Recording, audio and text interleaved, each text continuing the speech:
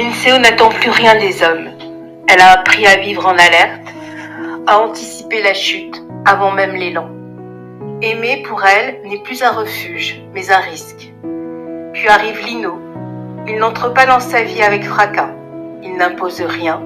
Il est là, simplement là. Il parle peu, il observe, il respecte. Linseo ne comprend pas. Elle cherche la faille, le masque, le moment où tout basculera. Parce que jusqu'ici, l'histoire est toujours la même. La douceur précède la violence. L'amour annonce la perte. Alors elle teste. Elle provoque. Elle dépasse les limites. Elle attend le cri, le geste, l'abandon. Mais rien ne vient. Lino ne crie pas. Il ne frappe pas. Il ne disparaît pas. Il reste. Il prend soin des enfants de Linseo comme des siens. Il s'assoit à leur hauteur. Il écoute leur silence. Il les protège sans jamais les enfermer.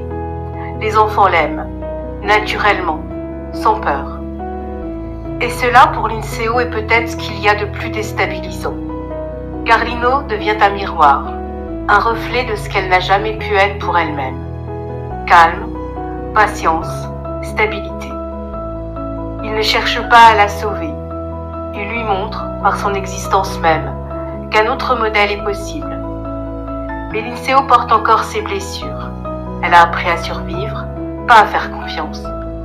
Alors elle guette l'instant où tout se répétera. Et pourtant, les jours passent, les années aussi, et rien ne se brise. En conclusion, on peut dire que peut-être que le véritable combat de Linseo n'est plus contre les hommes, mais contre l'histoire qu'elle s'est racontée pour survivre. Avec Lino, elle ne découvre pas un amour parfait. Elle découvre un amour sûr. Et parfois, ce n'est pas l'amour qui fait le plus peur, c'est la paix.